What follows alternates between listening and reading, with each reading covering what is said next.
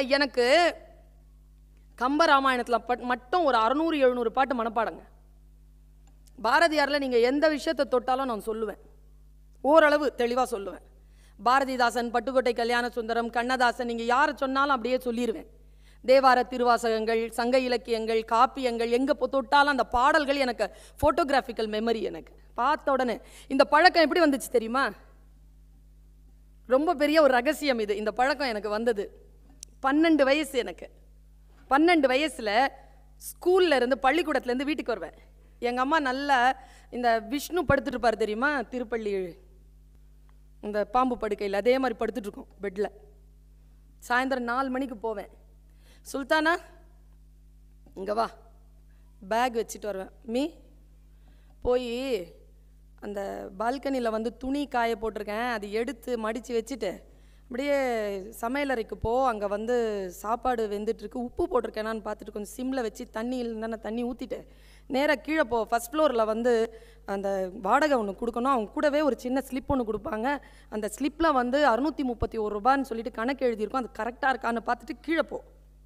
அதுக்கு கீழே போனேன்னா தண்ணி அடித்து வச்சுருப்பேன். அந்த குடத்தை தூக்கிட்டு ஞாபகமாக அந்த முன் வீட்டில் ஒரு விஷயத்த சொல்லிட்டு வா, அவங்க குழந்தைக்கு ஜுரம், அந்த ஜுரத்துக்கு இதான் மருந்து, அந்த மருந்தை வாங்கிட்டு அவங்களுக்கு கொடுக்க சொல்லிட்டு வா. சொல்லிட்டு போகும்போது ஃபேனை ஆஃப் பண்ணிட்டு போகும்பாங்க.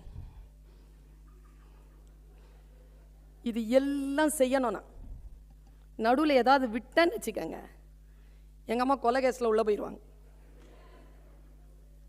இந்த பயிற்சி குழந்தைகளுக்கு ஆர்டிகுலேஷன் சொல்லுவாங்க. ஆரம்பத்திலிருந்து கடைசி வரை இருக்கக்கூடிய அந்த பயிற்சி எனக்கு தன் வகையில் என் தாய் கொடுத்தாள். இன்றைக்கு நாம் குழந்தைகளுக்கு என்ன பயிற்சி கொடுக்கிறோம்? மீ மா மா என்னடா மாமா இது இரு இரு இரு வர. அப்போ அந்த குழந்தை எடுத்து ஃபோனை நோண்டுது. நிம்மதியாக இருக்கப்பா, நம்மளை டிஸ்டர்ப் பண்ணல, என்ன வேணாலும் பண்ணு. முக்கியமாக நம்ம குழந்தை எப்போ தெரியுமா நம்மகிட்ட பேசும்? முக்கியமான அடாவடித்தனங்களுக்கான அந்த சாங்ஷன் ஆர்டர் இருக்குல்ல, நம்மக்கிட்ட இருந்து எப்போ தெரியுமா கிடைக்கும்? அதுகளுக்கு நாம ஃபோனில் இருக்கும்போது, நாம டிவி பார்த்துட்டு இருக்கும்போது.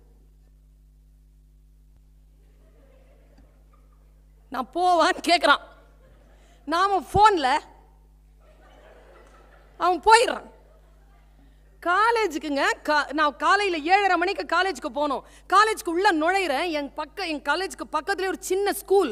அந்த ஸ்கூலில் ஒரு குழந்தைய விடுறதுக்காக ஒரு அம்மா தர இழுத்துட்டு போகுது. அந்த குழந்தைய ஸ்கூலில் போய்கிட்டே இருக்கும்போது அது ஃபோனில் பேசுது. ஃபோனில் பேசிக்கிட்டே குழந்தை இழுத்துட்டு போகுது.